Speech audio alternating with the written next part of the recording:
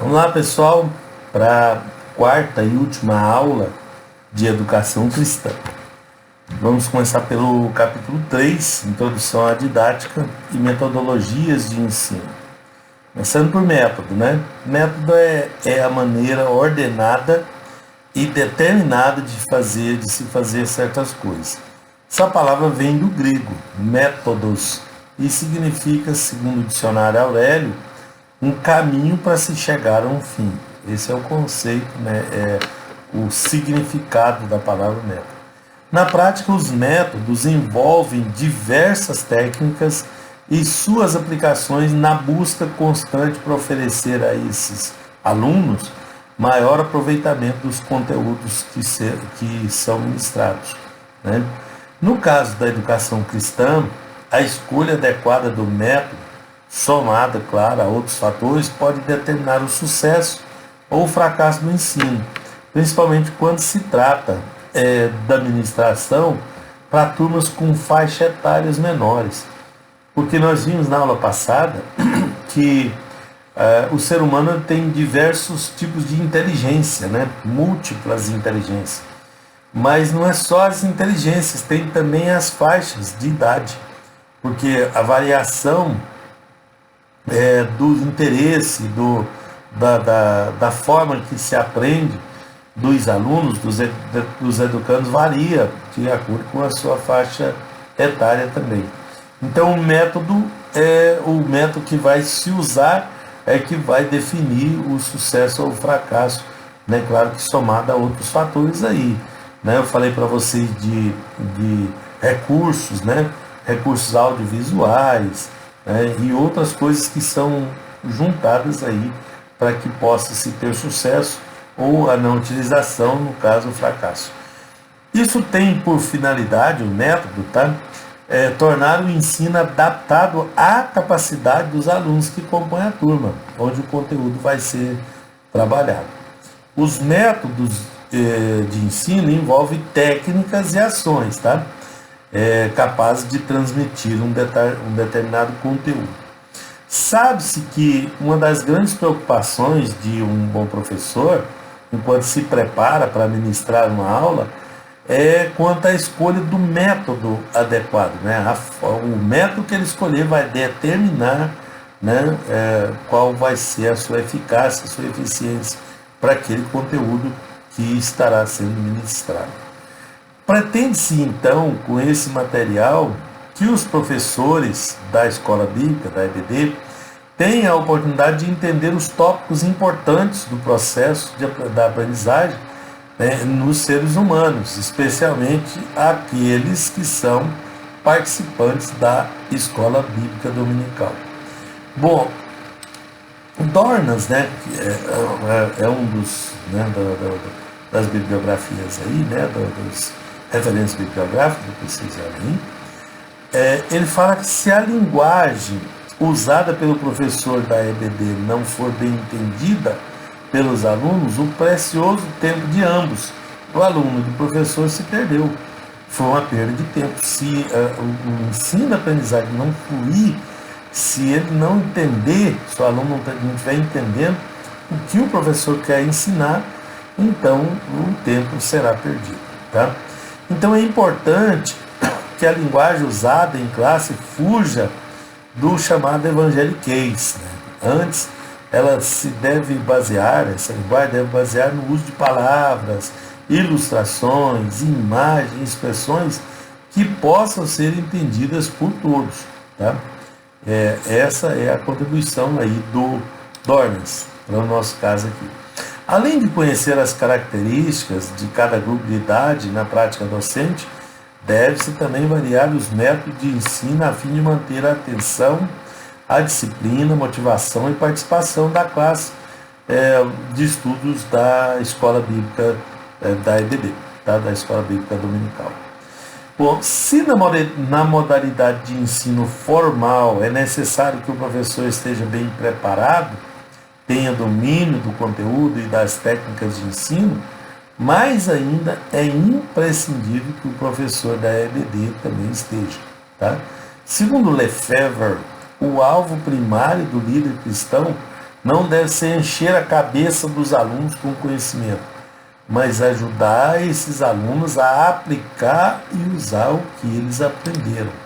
Essa é a grande verdade. Então, a forma que os alunos vão receber isso, né, que o professor vai influenciar eles para que eles possam aplicar os recursos aprendidos, né, o que eles aprenderam, né, é que vai determinar o sucesso ou não do seu trabalho de docente. As ações que facilitam a aprendizagem são, olha, um bom planejamento, nós já falamos disso antes, mas vamos repetir, né? Um bom planejamento, motivação e interesse da turma. Então, o professor tem que ficar atento a motivar a turma, né? A buscar maneiras, né? Técnicas, maneiras de manter essa turma motivada. O professor tem que ser acessível, né? E que domina os recursos da mediação do ensino, um material didático bem elaborado, além da criatividade. Então, isso tudo aí são ações que facilitam a aprendizagem. Eu vou dar um exemplo para vocês. Eu vi uma professora de EBD criativa usar para uma classe de pré-adolescentes, né, uma forma. Ela estava usando um método, de repente ela mudou o método. Ela pega ali ela estava falando sobre a salvação, o assunto era a soteriologia. Então ela pegou um prato com areia que ela tinha preparado, veja, bom planejamento, né, dá nisso. E a fixação do conteúdo às vezes exige criatividade. Então ela pegou um prato de areia que ela tinha preparado antes, pegou fósforos, palitos de fósforos e colocou ali na areia com a pólvora para cima e colocou pregos de ferro ali, fincado na areia, de modo que ficou tudo fincadinho na areia ali. E então, explicando sobre o arrebatamento, ela estava falando especificamente na salvação, na questão do arrebatamento. Ela exemplificou que no arrebatamento o que vai acontecer é que o Senhor vem. Ela pegou um imã, passou por cima daquele prato de areia, os pregos grudaram no imã e os palitos ficaram. Então uns vão e outros ficam e tal, e os que ficam vai ter um fim trágico, pôs fogo num daqueles palitos e pegou nos outros todos e tal. E aí ela usou essa forma bem criativa. Esse método bem criativo foi uma variação do conteúdo que ela já estava aplicando, né? Então é disso que nós estamos falando, usar formas e metodologias que venham trazer a fixação do conteúdo para os alunos da escola bíblica. A escola bíblica ela tem a função de levar os seus participantes o conhecimento das verdades bíblicas, né, formando neles o caráter cristão, né, e preparando obreiros a fim de prestar um excelente serviço ao Senhor e às próximas gerações. Então, a escola bíblica tem essa função, tem essa missão, né, de preparar esses obreiros, de levar, de formar esse caráter cristão nos seus alunos, né, nos seus docentes, né, nos seus discentes. Para ser criativo é necessário ter disciplina, envolve pesquisa, envolve experimentos daquilo que vai ser exposto, né, envolve uma série de coisas, porque tem que ter a ver com o conteúdo, com o que está se passando ali no momento. Tá? Na busca pela excelência, muitos professores participam de cursos onde têm acesso a novas ideias, a novos métodos, a sugestões, né? E essa é uma atitude louvável e até esperada de um professor que seja inteligente, né? Entretanto, alguns mais afoitos esperam obter sucesso logo na primeira tentativa, quando usam um novo método ou alguma das sugestões do curso. Esquece que é necessário haver perseverança, planejamento, né, um planejamento adequado para que possibilite se acertar o alvo, seja a possibilidade seja maior, né? Muitos não sabem, mas para que um pregador chegue ao ponto máximo de sua oratória, são necessários anos de treinamentos e tentativas. Tá? Então, é assim mesmo, o crescimento é gradual, né? E vai se experimentando e se modificando para melhor produzir, né, conteúdos e formas de se trabalhar isso aí.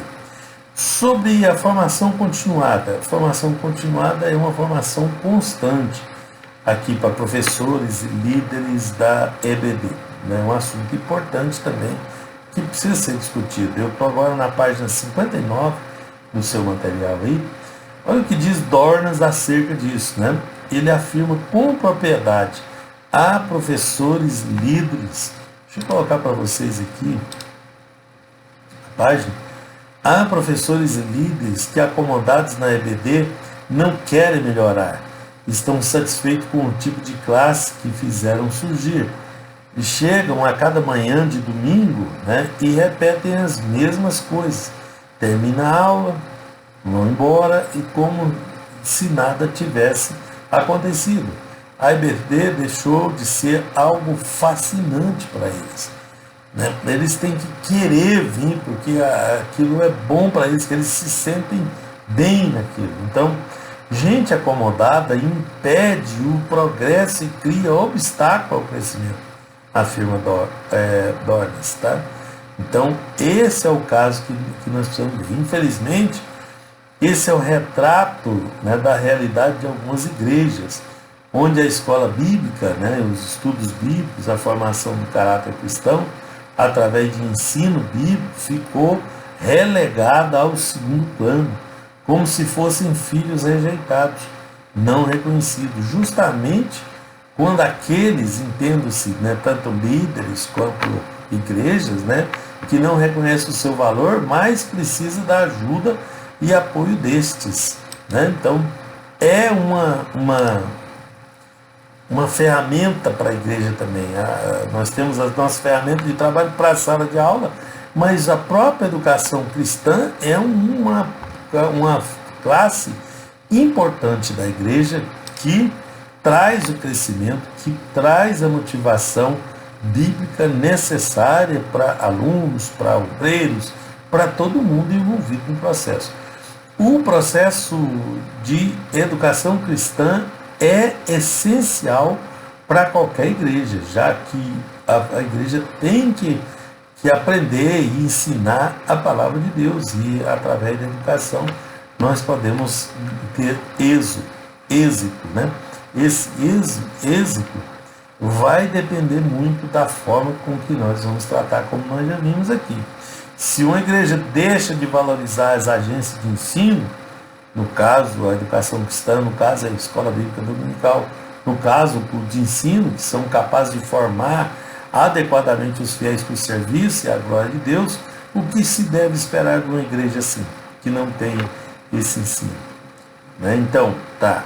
Quanto ao material didático, é importante que seja elaborado por profissionais da área que tenha conhecimento, né, da área da educação, para que possa atender às necessidades das faixas etárias, como já falei, das múltiplas inteligências, né, que se destina, que permita ao leitor uma leitura acessível nas áreas de seu interesse. Então, o material escolhido é muito importante. Em alguns casos, o material escolhido por terceiros, cabendo então ao professor e aos líderes da escola ampliar, adaptar o seu conteúdo. Né? No nosso caso, nós recebemos um material muito bom, né? Precisa de uns pequenos ajustes, porque a realidade de uma igreja é diferente da realidade da outra. Então, uns pequenos ajustes ali, mas qualquer material que você for utilizar vai requerer esses ajustes. Tá? Mas quando o material não é de boa qualidade, ou seja, não foi elaborado por profissionais da área da educação, certamente vai ser muito mais difícil, né, você conseguir transmitir esse conteúdo para os seus alunos ali. Um professor bem preparado e fundamentado, ele busca também utilizar meios auxiliares de ensino diferenciados e atualizados. A vantagem dos meios auxiliares de ensino, ou método, é que eles ajudam a captar e manter a atenção dos alunos, né? As vantagens apresentadas pelo uso de recursos visuais não se apresentam grandes avanços quando a utilização e escolha do método são inadequados. Tá? Por exemplo, um professor pretende se utilizar do método de debate em uma turma com idade de 4 a 6 anos. Simplesmente não vai funcionar, né? Vai ser inútil para aquele grupo ali. Então, é muito importante escolher bem a metodologia, o material e tudo que vai se utilizar ali. Na página 61, vocês veem aí uma das formas de se conhecer o que o aprendiz espera em relação à aula é se abrir ao diálogo, é dar a eles a oportunidade de questionar, de discordar, de sugerir atividades e coisas que prendam a sua atenção. A participação dos alunos vai fazer toda a diferença aqui nesse caso. Porque quando ele se envolve, ele presta mais atenção, ele fica mais receptivo. Tá? Então, voltando na escolha do método. Em uma determinada igreja, os alunos lotavam a sala de aula de um professor, enquanto a do outro professor permanecia com a lista de frequência bem reduzida. Então a direção ali da escola procurou investigar as causas desse fenômeno e viu que o professor que tinha mais participação era menos instruído, tinha deficiência na fala, mas era bastante solícito com os participantes, abria espaço para indagação, participação e crítica. Assim ele conseguia detectar exatamente as necessidades e o que estavam pensando os seus alunos. E sempre procurava trazer para junto dos seus alunos alguém que pudesse responder com mais propriedade às suas perguntas e executava as ações que facilitava a apreensão do conteúdo aí pelos alunos. O outro professor, por sua vez, era centralizador, não variava o método, não permitia participação, essas participações ele chamava de intromissão, né, no seu trabalho. Também era o que mais se ressentia quanto aos seus poucos ouvintes davam preferência ao outro professor mais dinâmico e mais criativo. No caso aqui, né, a criatividade está fazendo toda a diferença aí no trabalho dele. A escolha do método de ensino adequado pode facilitar a compreensão do aluno, né? Contudo, o método por si só não é suficiente, né, para determinar o sucesso de uma aula, mas ele configura como um meio eficaz e criativo e objetivo para levar a mensagem, né, a mensagem da Bíblia, a mensagem de Cristo aos seus alunos. Ok? Bom, na página 64, aí, no seu material, ainda sobre a escolha do método, a escolha do método depende de vários fatores. Primeiro, o tempo de duração da aula. Normalmente, nas igrejas evangélicas, é disponibilizado para o professor cerca de 45 minutos, variando isso aí para mais ou para menos, mas em torno disso, que é tempo suficiente para a exposição do conteúdo, se houver um bom planejamento e uma condução da aula bem planejada. Tá? Uma coisa que a gente precisa deixar claro aqui, esse conteúdo da aula que você tem no seu material, ele é uma referência para a sua aula, né? Ele é uma referência importante para a sua aula, né? Você tem aqui, eu vou pegar aqui dessa lição bíblica aqui, você tem, vou pegar essa aqui, maior aqui, ó. Né? Lições de lealdade, né? Veja só. Desse lado aqui você tem o texto áureo, você tem aqui a verdade aplicada, mas o que eu quero chamar a atenção é para os objetivos da lição. Toda lição vem com esses objetivos aqui. Então, todo o conteúdo dessa lição aqui é para alcançar esse objetivo, tá? É para se chegar a esse objetivo. Então, não quer dizer que você tenha que ler tudo esse conteúdo aqui na sala de aula com os seus alunos. Espera-se que os alunos já tenham lido, né, anteriormente esse conteúdo aqui. Esse é o esperado. E o que você vai fazer é trabalhar em cima daquele conteúdo para alcançar aquele objetivo com o planejamento anterior e tudo, né? Você vai usar a lição que eles têm lá, que você tem também, para alcançar aquele objetivo. Então não fica engessado em ler aquele conteúdo, mas em dinamizar um pouco mais a aula, tá? A faixa etária é a partir de estudos relacionados à educação e desenvolvimento. Sabe-se que a criança tem necessidades diferentes dos alunos. Elas estão em um estágio de desenvolvimento diferente deles, né? Elas ficam conectadas, elas ficam ligadas menos tempo ao conteúdo que você está falando. Então tem que ser um pouco mais dinâmico, um pouco mais, tá? Então tem que observar tudo isso aí, né? O preparo do professor, o sucesso da utilização do método depende muito do quanto o professor está preparado, tá? Para ministrar a aula. Também da sua segurança em manejar a palavra e as técnicas de ensino. Isso ajuda muito, né? O professor, no caso, nós estamos vivendo na era do conhecimento, então todo mundo tem acesso ao conhecimento. Então isso requer muito mais preparo dos professores, dos ministros, né? Que esses ministros possam estar bem preparados, porque esse preparo vai fazer toda a diferença. Com maior preparo, você consegue variar mais a metodologia, consegue dinamizar mais a aula, né? E fazer com que tudo possa acontecer de uma forma mais dinâmica, tá? Outra coisa, o material, né, a ser utilizado. Cada método, né, necessita de um tipo de material, recurso visual diferente, porque deles, né, desse material, depende o bom desenvolvimento da aula. Então a pessoa tem que ter habilidade para utilizar esse material, né, tem que ter agilidade para isso. Por exemplo, se a pessoa utiliza o método de narração, aí usa figurinhas e ilustrativas, cartazes e outras coisas, ou imagens, né? A projeção de imagens já preparadas previamente, que tem a ver com o assunto. Então, o material dá para variar e dá para se utilizar. Falei para vocês que hoje a gente consegue projetores de imagem para uma pequena sala de aula com um valor muito baixo, né?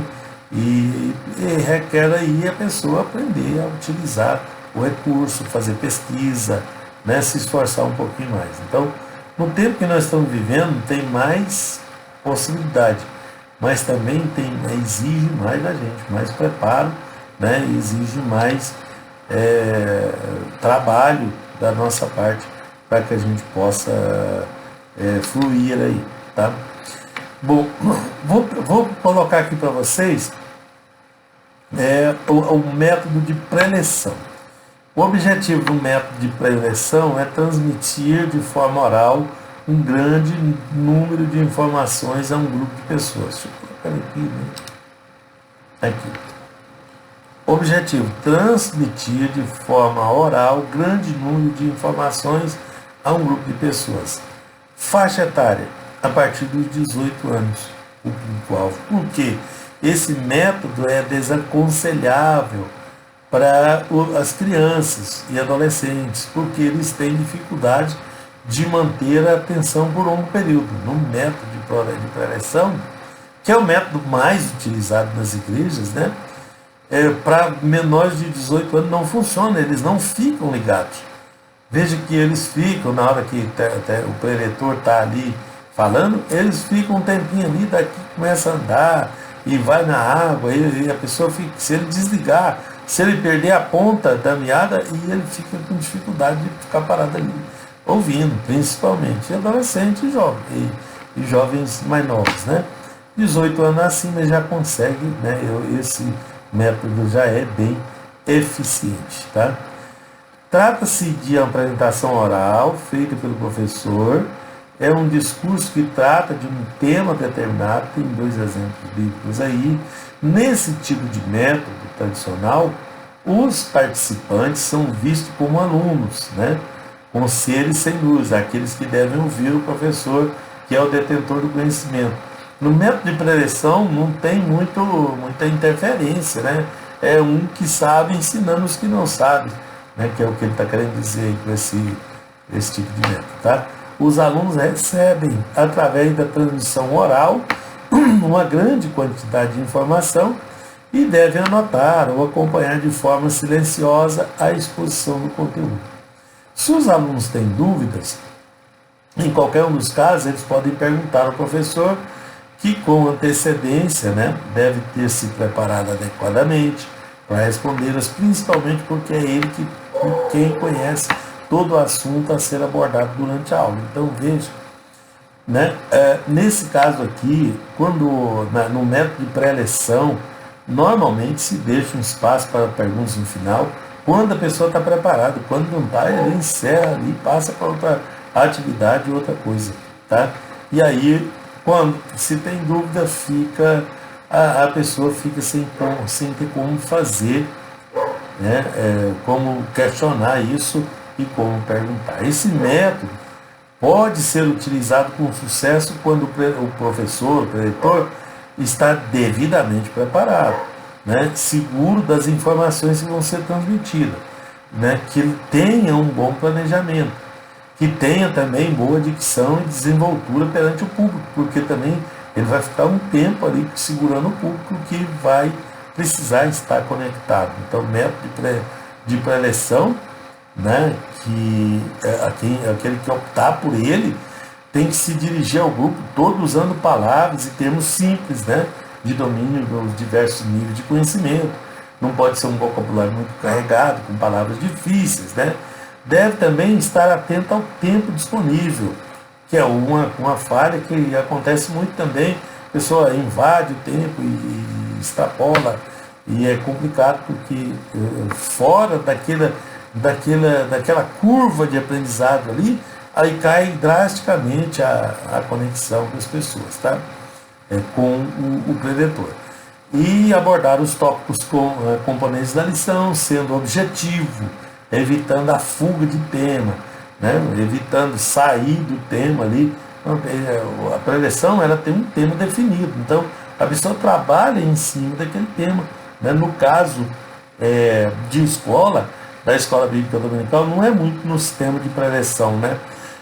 Mas se for, a pessoa tem que trabalhar em cima do objetivo da lição ali, né? E se ele optar por esse método, ele tem que trabalhar para que aquele objetivo seja alcançado, para que a lição não se perca, né, o conteúdo que se quer ministrar, tá? Vantagem desse método: ele pode oferecer resultados positivos se for combinado com outros métodos, como por exemplo um método de perguntas e respostas em grupo pequeno, com até 20 participantes, tá? Se for em grupo pequeno, dá para combinar as coisas. Então, a pessoa faz uma preleção e já deixa avisado que no final vai ter perguntas e respostas, com o microfone na mão, ou com um sistema de perguntas por escrito. Tem que planejar antes. Tudo tem que ser planejado, tá? Não, bom, no final, então, se vocês tiverem dúvida durante a preleção, anotem no papelzinho, ao final alguém vai recolher aqui as perguntas e a gente vai responder a maior quantidade possível dentro do tempo que tiver para perguntas e respostas. Aí a pessoa perguntou, ou pode ser feito perguntas diretas também, em vez de recolher o papelzinho, a pessoa fica com a pergunta dele lá anotada e dá o microfone para a pessoa, ele faz a pergunta, o outro lá responde. Lembre-se, isso aí o preletor tem que estar bem preparado para encarar isso daí, tá? As perguntas e respostas, porque exige conhecimento, né? Desvantagens desse método. Uma das desvantagens desse método é que geralmente torna-se monótono e desmotivador, porque nem sempre permite a participação, né? A pessoa faz a preleção e não combina com um método de pergunta e resposta. É também um método praticamente nulo, com faixa etária que de criança e adolescente. Então, você está usando o método de pré-eleição, você está usando para pessoas de 18 anos acima. Para baixo é ineficiente completamente, não vai ter muito sucesso aí com relação às crianças e aos de menor idade. Tá bom? Podemos terminar por aqui? Deus abençoe vocês, mais uma aula, né? E que nós possamos seguir em frente nos próximos, nas próximas lições. Tá bem? Deus abençoe e fiquem com Deus.